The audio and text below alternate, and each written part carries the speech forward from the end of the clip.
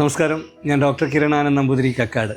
കർക്കിടക ചികിത്സ എന്താണ്? കർക്കിടക ചികിത്സ ഈ കർക്കിടക സമയത്ത് ചികിത്സ ചെയ്താൽ കൂടുതൽ ഗുണം നമുക്ക് ലഭിക്കും. എന്താണ് അതിൻ്റെ പ്രാധാന്യങ്ങൾ? അതിനെപ്പറ്റിയാണ് ഞാൻ പറയുന്നത്. അപ്പോൾ എനിക്ക് തോന്നുന്നത് we should do the treatment when അവർ ബോഡി ഡിമാൻഡ്സ് ഇറ്റ്. നമുക്ക് എപ്പോഴാണോ ബുദ്ധിമുട്ടുകൾ വരുന്നത് ആ സമയത്ത് നമ്മൾ പ്ലാൻ ചെയ്ത് ട്രീറ്റ്മെൻറ്റ് എടുത്തിരിക്കണം.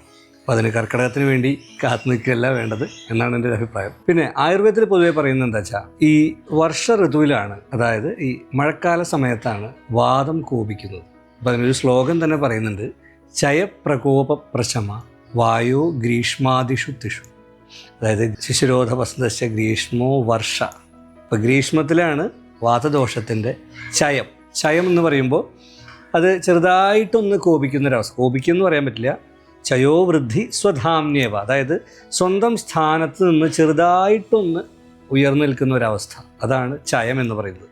അപ്പോൾ വാദത്തിൻ്റെ ചയം സംഭവിക്കുന്നത് ഗ്രീഷ്മ ഋതുവിലാണ്. വർഷ ഋതുവിൽ അതിന് പ്രകോപനമുണ്ടാവും. അതായത് വാദകോപം വർഷ ഋതുവിൽ റെയിനി സീസണിലാണ് ഉണ്ടാവുന്നത്. അപ്പോൾ ഈ ഒരു കർക്കിടക സമയം എന്ന് പറയുമ്പോൾ വാദം ദുഷിച്ചിരിക്കുന്ന ഒരു സമയമാണെന്ന് നമുക്ക് പറയാം. അപ്പോൾ സ്വാഭാവികമായും നമ്മുടെ പ്രതിരോധ ശക്തി, നമ്മുടെ അഗ്നിബലം അതെല്ലാം കുറഞ്ഞിരിക്കും. അപ്പോൾ ഇതിനൊക്കെ പ്രാധാന്യം കൊടുത്തുകൊണ്ടാണ് കർക്കിടക ചികിത്സകൾ ചെയ്യുന്നത്. അതുകൊണ്ടാണ് ഈ സമയത്ത് ഔഷധ സേവ അഥവാ കർക്കിടക കഞ്ഞിക്കൂട്ട് മുതലായ ഔഷധങ്ങളും നമ്മൾ സേവിക്കുന്നത്. കാരണം നമ്മുടെ പ്രതിരോധ ശക്തി കൂടണം, അഗ്നിബലം ബാലൻസ് ആയിരിക്കണം, വേദനകൾ, മറ്റസുഖങ്ങൾ, വാതവ്യാധികൾ ഇതെല്ലാം കുറയ്ക്കാൻ വേണ്ടുന്നതായ കാര്യങ്ങൾ ചെയ്യണം. ഇനി കർക്കിടക ചികിത്സകൾ എന്തൊക്കെ? ഈ കർക്കിടക കാല സമയത്ത് അങ്ങനെ പ്രത്യേക രീതിയിലുള്ള ചികിത്സാ രീതികൾ അങ്ങനെയൊന്നുമില്ല. നമ്മുടെ അവസ്ഥയ്ക്കനുസരിച്ച്, രോഗപ്രകൃതിക്കനുസരിച്ച്, ശരീരപ്രകൃതിക്കനുസരിച്ച് ആണ് ചികിത്സകൾ നിർദ്ദേശിക്കുന്നത്. സ്വാഭാവികമായിട്ടും അഭ്യംഗം എന്നുള്ളത് വളരെ വിശേഷമാണ്. അഭ്യംഗം ആചരേ നിത്യം എന്നാണ് അഷ്ടാംഗഹൃദയത്തിൽ പറയുന്നത്. അതായത് എല്ലാ ദിവസവും അഭ്യംഗം ചെയ്യാൻ പറ്റുവെച്ചാൽ അതാണ് ഏറ്റവും നല്ലതെന്ന് പറയുന്നത്.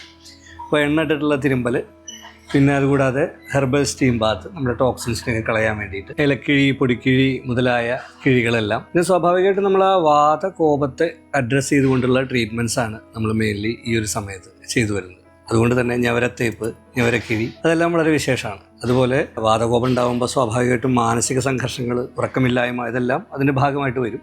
അപ്പോൾ അതുകൊണ്ട് ശിരോധാര, തക്രധാര, ക്ഷീരധാര എന്നുള്ള റിലാക്സേഷൻ ട്രീറ്റ്മെൻറ്റ്സും ഇതിൻ്റെ ഭാഗം തന്നെയാണ്. അതിനോടൊപ്പം നമ്മളിവിടെ വേദാരണത്തിൽ ഇത്തരത്തിലുള്ള എല്ലാ ചികിത്സകളും, അതുകൂടാതെ മ്യൂസിക് തെറാപ്പി എന്നുള്ള രീതിയിൽ ഒരു ഹീലിംഗ് മ്യൂസിക് സെഷൻസും ഇതിൻ്റെ കൂടെ നൽകുന്നുണ്ട്.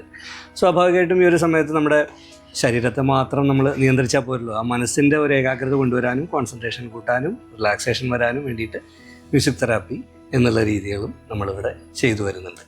ഇതൊക്കെയാണ് പൊതുവേ കർക്കിടകത്തിൽ ചെയ്യുന്ന സാമാന്യമായ ചികിത്സകൾ. പിന്നെ നമ്മുടെ കണ്ടീഷൻ അനുസരിച്ച് ഞാൻ പറഞ്ഞ പോലെ ചിലപ്പോൾ നമുക്ക് ശോധന ചികിത്സകൾ വേണ്ടി വന്നാൽ അതും ചെയ്യുന്നതാണ്. അതായത് വമനം, വിരേചനം, വസ്തി, എനിമകൾ, പലതരത്തിലുള്ള വസ്തികളുണ്ട്. ആ വസ്തികളെല്ലാം നമ്മുടെ അവസ്ഥയ്ക്കനുസരിച്ച് അതും ചെയ്തു വരുന്നുണ്ട്. അപ്പോൾ ഞാൻ പറഞ്ഞു തന്നത് ഇതാണ്, കർക്കിടകം എന്നുള്ളത് നമ്മൾ കൂടുതൽ ശ്രദ്ധിക്കാൻ വേണ്ടി ആചാര്യന്മാർ അല്ലെങ്കിൽ കാരണവന്മാർ പറഞ്ഞു വന്നതാണ്. ആ ഒരു സമയത്ത് ട്രീറ്റ്മെൻറ്റ് എടുക്കുമ്പോൾ അത് കൂടുതൽ ഫലവത്താകും എന്നുള്ളത്, ആ ഒരു ചിന്ത നമ്മുടെ മനസ്സിൽ ഉണ്ടാവാൻ വേണ്ടി. അങ്ങനെ ചെയ്യുമ്പോൾ കൂടുതൽ ഫലപ്രദമായ ട്രീറ്റ്മെൻറ്റ്സ് നമ്മൾ ഈ ഒരു സമയത്ത് എടുക്കുമല്ലോ, അതിനുവേണ്ടി.